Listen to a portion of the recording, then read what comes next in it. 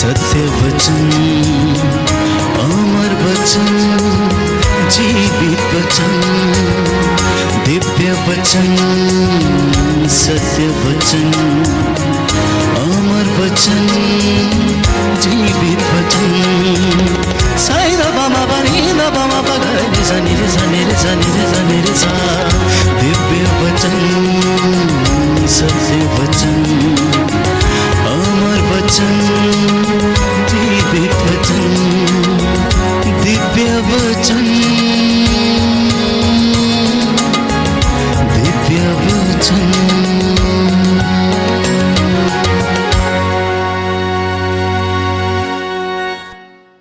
सबको जय यीशु की।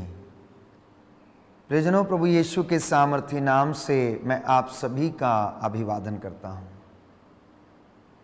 आज का वचन आपके जीवन में 100 गुना फल लाए, मैं इसके लिए मैं प्रार्थना करूंगा। पवित्र आत्मा आपके हृदयों को, आपके मन और आपकी आत्मा को खोले, आपके कानों को खोले, जिससे कि आप परमेश्वर का यह वचन स्वीकार करके अपने जीवन में उद्धार पाएं और मुक्ति पाएं। प्रभु ने हमें सुंदर मौका दिया है कि इस टीवी चैनल के माध्यम से हम आप तक प्रभु के वचन को पहुंचाने में समर्थ हुए हैं। यह कितनी सुंदर बात है कि प्रभु अपने वचन के प्रचार प्रसार के लिए अनेक माध्यमों का इस्तेमाल करता है, अपने चुने हुए सेवक और सेविकाओं का इस्तेमाल करता है। तो आज के इस दिन में मैं आप लोगों के साथ मनन चिंतन करना चाहता हूं कि हमारे कर्म कितने महत्वपूर्ण हैं। अक्सर हम सोचते हैं कि क्या हमारे कर्मों का फल हमें मिलता है या नहीं, क्या ईश्वर हमारे कामों से प्रसन्न होता है या नहीं। बाइबल हमें बताती है, याकूब के ग्रंथ अध्याय 2 पद संख्या 14 से 26 में हम पढ़ते हैं कि कर्मों के अभाव में विश्वास व्यर्थ है। कर्मों के अभाव में विश्वास व्यर्थ है। अगर कोई व्यक्ति ये कहता है कि मैं ईश्वर में विश्वास करता हूं और उसके अनुसार नहीं जीता या उसकी आज्ञाओं का पालन नहीं करता, तो बाइबल कहती है वो झूठ बोलता है और ऐसा व्यक्ति अपने आप को धोखा देता है। अगर कोई व्यक्ति ये कहता है कि मैं ईश्वर को प्रेम करता हूं, ईश्वर को जानता हूं, तो प्रियजनों, उसे ईश्वर की शिक्षा को और वचन को आत्मसात करके अपने जीवन में आगे बढ़ने की आवश्यकता है। तो आज का जो विषय है जिस पर मैं आपके साथ मनन चिंतन करना चाहता हूं वो ये है कि संत पौलुस कहता है कि कर्मों के अभाव में विश्वास व्यर्थ है, निर्जीव है, वो किसी काम का नहीं है। अब कोई व्यक्ति ये कहता है कि मैं विश्वास करता हूं, मैं बहुत प्रार्थना करता हूं, परंतु इसके विपरीत उसके जीवन में बहुत ईर्ष्या है, लूटपाट है, हर प्रकार का शोषण है, हर प्रकार का अत्याचार है और अनेक बुराइयां हैं, तो मैं समझता हूं कि उसका विश्वास मजबूत नहीं है, वो व्यर्थ है, वो निर्जीव है। क्योंकि सजीव विश्वास हमेशा ईश्वर से प्रेरित कार्यों को करने के लिए हमें प्रेरित करता है। मैं आपके साथ एक छोटी सी घटना शेयर करना चाहता हूं। एक भिखारी एक सज्जन की दुकान पर गया और बोला कि मुझे भीख दे दो। उस सज्जन ने उसे 1 रुपया भीख में दिया। वह बुजुर्ग व्यक्ति बहुत प्यासा था और उसने कहा कि मुझे 1 गिलास ठंडा पानी मिलेगा क्या, क्योंकि मेरा गला सूखा जा रहा है। दुकानदार अपने काम में व्यस्त था, उसे फुर्सत नहीं थी कि वो किसी की ओर ध्यान दे। वह उस भिखारी पर आग बबूला हो उठा और बोला, क्या हम तेरे बाप के नौकर हैं, पहले तुम्हें पैसा दें और फिर तुम्हें पानी पिलाएं। अब थोड़ी देर में रोटी मांगोगे, चलो चले जाओ यहाँ से, भाग जाओ यहाँ से। आ जाते हैं दुकान पर भीख मांगने के लिए। और इस तरह के अपशब्द उसके मुंह से निकलने लगे। प्रियजनों, भिखारी बहुत शांत स्वभाव से उसको सुनता रहा। उसने उसके प्रत्युत्तर में कुछ भी नहीं कहा। उसने कहा, बाबूजी आप क्रोध ना करें, मैं आगे कहीं पानी पी लूंगा। और जहां तक मुझे याद है, कल इस दुकान के सामने मीठे पानी की छबील लगी थी और आप लोगों को रोक रोक कर जबरदस्ती से पानी पिलाने में लगे थे। आप उनके हाथों में जबरदस्ती पानी का गिलास थमा रहे थे। जो नहीं भी पीना चाहता था आप उसे भी दे रहे थे। मुझे भी कल आपके हाथों से 2 गिलास शरबत पीने का मौका मिला और मैंने पिया और मन ही मन आपकी प्रशंसा भी की कि आप इतने उदार हैं कि आपने लोगों को मुफ्त में पानी पिलाया है। तो मैंने ये सोचा कि आप बड़े धर्मात्मा हैं, लेकिन आज मेरा भ्रम टूट गया है। आज आपका ये रूप देखकर मेरा भ्रम टूट गया है। कल की छबील तो शायद आपने लोगों को दिखाने के लिए लगाई थी। कल जो आपने पानी पिलाया है लोगों को, वो केवल दिखाने के लिए था, परंतु आज कड़वे वचन बोलकर आपने अपना सारा पुण्य खो दिया है। आपके सारे पुण्य चले गए हैं। मुझे माफ करना बाबूजी अगर मैंने कुछ ज्यादा बोल दिया हो तो। प्रियजनों, दुकानदार की आंखों के सामने कल की छबील का दृश्य घूम गया।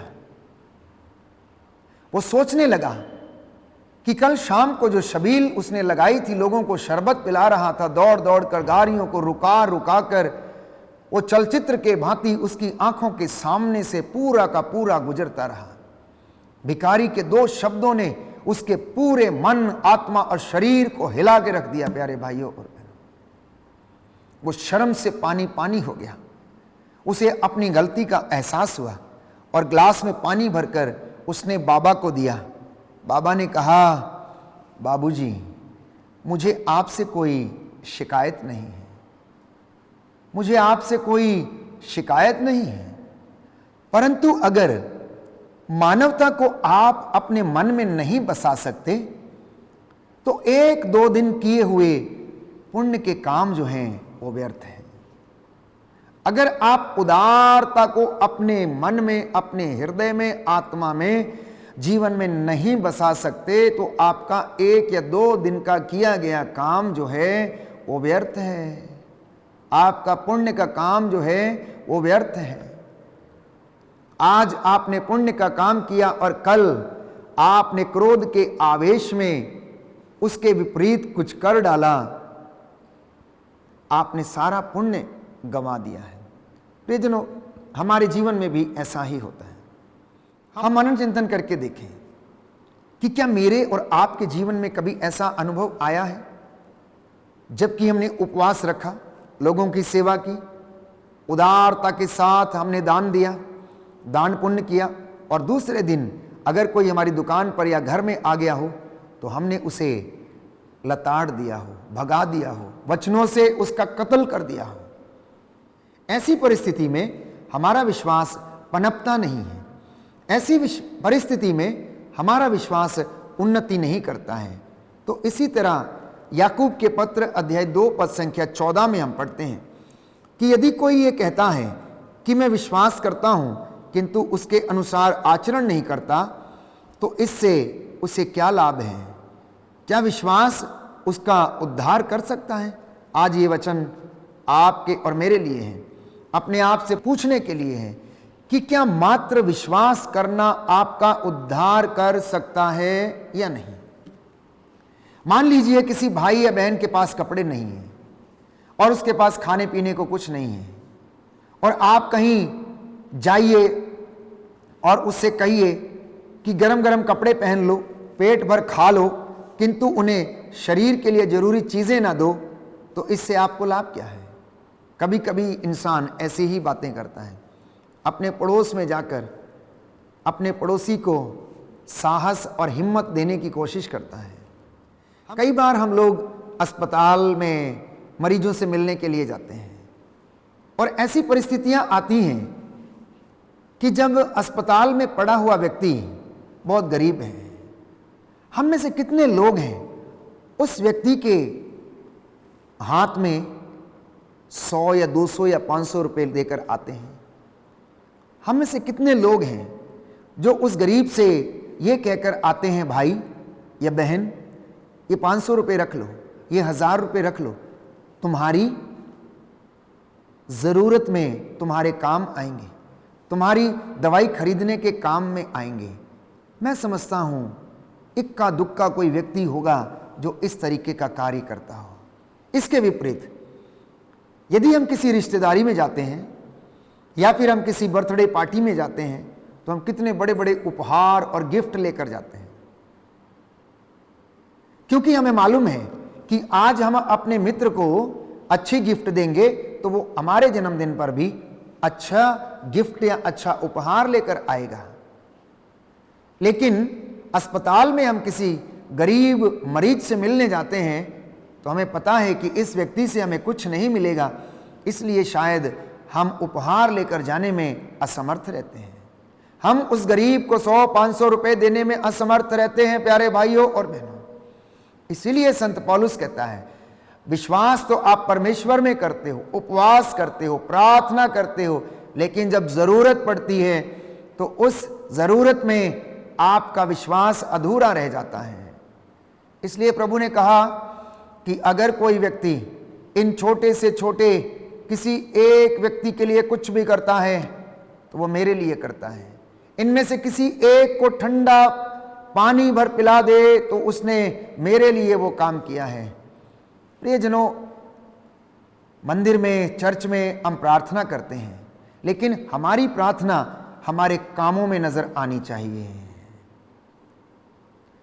हमारे धार्मिक अनुष्ठान का असर जो है वो हमारे कामों में दिखना चाहिए, हमारे व्यवहारिक जीवन में दिखना चाहिए, हमारी बोलचाल में दिखना चाहिए, हमारे रिश्तों में दिखना चाहिए। और तब आप जान जाएंगे कि आप सचमुच में प्रभु यीशु क्रिस्त के अनुयायी हैं। प्रियजनों, अगर आपसे या मुझसे कोई ये कहे कि मुझे अपना विश्वास दिखाओ, तो क्या ये संभव है? शायद ये संभव नहीं है। मैं और आप अपना विश्वास नहीं दिखा सकते, लेकिन हमारे कामों को देखकर लोग अवश्य समझ जाएंगे, अवश्य जान जाएंगे कि मैं और आप प्रभु यीशु के अनुयायी हैं। विश्वास कोई ऐसी चीज नहीं है जो दुकान पर हम जाएं और कहें दुकानदार से कि हमें 2 किलो विश्वास दे दो, जैसे हम चीनी खरीदते हैं या कोई अन्य चीज खरीदते हैं। विश्वास का प्रभाव हमारे कामों में देखने को मिलता है। जब हमारे काम अच्छे होते हैं तो उसमें हमारे विश्वास की और धार्मिकता की झलक हमें नजर आती है। वचन कहता है कि तुम विश्वास करते हो कि एक ही ईश्वर है, अच्छा करते हो। दुष्ट आत्मा भी ऐसा ही करते हैं, किंतु वे डरते हैं और कांपते हैं। तो क्या तुम्हें इसका प्रमाण चाहिए कि कर्म के अभाव में विश्वास व्यर्थ है? इब्राहिम ने अपने पुत्र इसहाक को अर्पित किया। उनका विश्वास, बाइबल कहती है, क्रियाशील था। उनका विश्वास एक्टिव था और उनके कर्मों के द्वारा वो पूर्णता को उसने प्राप्त किया। जैसा जैसा परमेश्वर इब्राहिम से कहता था, इब्राहिम ने वैसा ही अपने जीवन में किया और विश्वास के द्वारा बाइबल कहती है कि इब्राहिम धार्मिक माना गया। वेश्या जिसका नाम रहाब था, उसके विषय में हम पढ़ते हैं, बाइबल हमें बताती है कि कर्मों से वो धार्मिक बनी, क्योंकि उसने परमेश्वर के दूतों को दूसरे रास्ते से भगा दिया था और दुश्मनों की नजरों से उन्हें बचा दिया था। भले डाकू का अगर हम उदाहरण लेते हैं, जब वो अंतिम समय में क्रूस पर प्रभु के एक ओर लटक रहा था तो उसने प्रायश्चित करते हुए कहा कि जब आप अपने राज्य में होंगे तो मुझे भी याद कीजिएगा। पूरी जिंदगी भर उसने तबाही की होगी, पूरी जिंदगी भर उसने शायद अत्याचार किया होगा, पूरी जिंदगी भर बुरे काम किए होंगे, लेकिन आखिरी क्षणों में उसने अपने बुरे कर्मों के लिए माफी मांगी और वह कुछ ही क्षणों में स्वर्ग राज्य का अधिकारी बन गया, क्योंकि यीशु ने उससे कहा कि तू आज ही मेरे साथ मेरे पिता के राज्य में होगा। इसलिए प्रियजनों, इंसान को मनन चिंतन करने की आवश्यकता है। यदि आपका हृदय ईर्ष्या से भरा है, कटुता से भरा है, स्वार्थ से भरा है और डींग मारता है, झूठ बोलता है और अहंकारी है, तो प्रियजनों, हम ईश्वर की कृपा के पात्र कभी नहीं बन सकते हैं। ऐसे व्यक्ति के कर्म उसके विषय में, प्यारे भाइयों और बहनों, गलत साक्ष्य देते हैं। वो अच्छा साक्ष्य नहीं देंगे, क्योंकि उसके कर्म उसके जीवन को बयां करते हैं। व्यक्ति के अपनी ही काम उसके चरित्र के विषय में सब कुछ बता देते हैं। किंतु बाइबल कहती है कि जहां ईर्ष्या और स्वार्थ है, वहां पर अशांति है और हर तरह की बुराई पाई जाती है। जहां पर ईर्ष्या और स्वार्थ है, वहां पर अशांति है और हर तरीके की बुराई पाई जाती है। किंतु ऊपर से आई हुई प्रज्ञा पवित्र है और वो शांति प्रिय है, वो पक्षपातहीन है और निष्कपट भी है। अगर किसी को ऊपर से ज्ञान मिल गया हो, अगर कोई पवित्र आत्मा से प्रेरित हो गया हो, तो प्रियजनों, वो ईश्वर की उपस्थिति में रहकर विश्वासपूर्ण जीवन बिताता है और उसके जीवन में शांति बनी रहती है। याद रखिए प्रियजनों, आपका और मेरा भविष्य अनिश्चित है। मैं और आप नहीं जानते कि हमारे विषय में प्रभु की क्या योजनाएं हैं, कल हमारे जीवन में क्या होने वाला है। किसी का भाग्य वो नहीं जान सकता है, केवल ईश्वर हमारा भाग्य जानता है, क्योंकि उसे हमारे भाग्य पर अधिकार है, जीवन पर अधिकार है, मृत्यु पर अधिकार है, सृष्टि पर अधिकार है, समय पर अधिकार है। वो हमारे जीवन को पलट सकता है, वो हमारे भाग्य को पलट सकता है। इसलिए आप नहीं जानते कि आपका कल क्या होगा। आपका और मेरा जीवन कोहरे के समान है, कोहरे की उस बूंद के समान है जो सूरज का ताप लगते ही खत्म हो जाती है। ये जीवन का वो बुलबुला है जो पानी में उठता है, प्यारे भाइयों और बहनों, जो जरा सी तिनके से भी वो बुलबुला समाप्त हो जाता है। तो जो मनुष्य यह जानता है कि उसे क्या करना चाहिए किंतु नहीं करता, तो उसे पाप लगता है। जो व्यक्ति ये जानता है कि उसे क्या करना चाहिए और नहीं करता, तो उसे पाप लगता है। तो बाइबल कहती है कि ईश्वर घमंडियों का विरोध करता है, किंतु वह विनीतों पर और दीनहीनों पर दया करता है। इसलिए अपने कर्मों पर ध्यान दें, अपने कामों पर ध्यान दें। Take care of your actions, take care of your emotions. अपनी हर गतिविधि पर ध्यान दें और अपनी भावनाओं को अपने नियंत्रण में रखें। भावनाओं से संचालित ना हो।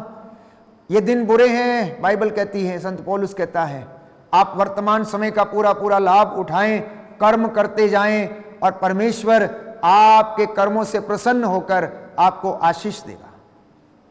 निस्वार्थ रूप से सेवा करते जाएं। आप लोग ईश्वर के अधीन रहें प्यारे भाइयों और बहनों। अगर आप ईश्वर के अधीन हैं तो आप कभी भी बुरे कामों में, बुरी संगति में नहीं फंसेंगे। इसलिए बाइबल कहती है याकूब का पत्र अध्याय 4 पद संख्या 7 में कि आप लोग ईश्वर के अधीन रहें, शैतान का सामना करें और वह आपके सामने से भाग जाएगा। बुराई का सामना करें और वो आपके सामने से भाग जाएगी।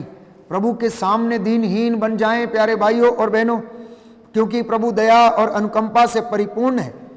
वो आप पर दया करेगा, क्योंकि प्रभु यीशु ये कहता है कि मेरी कृपा तुम्हारे लिए पर्याप्त है। आज हम मनन चिंतन करें अपने कामों के विषय में, अपने कर्मों के विषय में, कि हमारे कर्म कैसे हैं, क्या हमारे काम पवित्र हैं, क्या हमारे कामों के द्वारा लोगों के जीवन में शांति आती है, क्या हमारे काम दूसरों को तसल्ली देते हैं, क्या हमारे काम लोगों को आशीष प्रदान करते हैं, क्या मेरे द्वारा लोगों का मार्गदर्शन हो पाता है या नहीं हो पाता है, क्या मेरी जुबान लोगों का जीवन संवारती है या उन्हें बिगाड़ती है। प्रियजनों, फिर से मैं आपको याद दिलाना चाहता हूं कि कर्मों के अभाव में हमारा विश्वास अधूरा है, व्यर्थ है। इसके अभाव में कोई भी ईश्वर के दर्शन नहीं कर सकता है। इसलिए यीशु ने बार बार कहा, पवित्रता की साधना करो। तुम जो काम मेरे लिए करना चाहते हो वो सबसे पहले मेरे छोटे से छोटे भाई या बहन के लिए करो, क्योंकि अगर मेरे नाम पर तुम उनका स्वागत करते हो तो तुम मेरा स्वागत करते हो। उन्हें अगर ठंडा ग्लास पानी भर पिलाते हो तो वह तुम उन्हें नहीं, वह तुम मेरे लिए करते हो। अगर तुम किसी बीमार व्यक्ति को अस्पताल में भेंट करने के लिए जाते हो तो तुम उसे नहीं परंतु मुझसे मिलने आते हो। प्रभु ये कहता है, मैं हर एक को उसके कर्म के अनुसार फल दूंगा। इसलिए गणना ग्रंथ में हम पढ़ते हैं कि हमें अपने कर्मों का फल तो भुगतना पड़ेगा। अगर हमारे कर्म अच्छे हैं तो प्यारे भाइयों और बहनों, हमें ईश्वर की शांति, ईश्वर का प्रेम हमेशा हमेशा के लिए मिलता रहेगा और आप विश्वास में बढ़ते जाएंगे। इसलिए अपने विश्वास में बढ़िए, और जब आप विश्वास में बढ़ेंगे तो आपके जीवन में आशीष उतरनी शुरू हो जाएगी। ईश्वर की कृपा आपके जीवन में बढ़ने लगेगी, और जब कृपा बढ़ेगी तो हमारे जीवन में उन्नति आएगी, शांति आएगी, चंगाई आएगी, हम खुश रहेंगे और हमारे जीवन में, हमारे कामों में प्रभु का प्रेम झलकता रहेगा और हम उन्नति करते रहेंगे। आइए हम प्रार्थना करें, प्रभु हमें आशीष दे। आज का वचन हमारे जीवन में 100 गुना, 60 गुना और 70 गुना फल लाए। आमीन।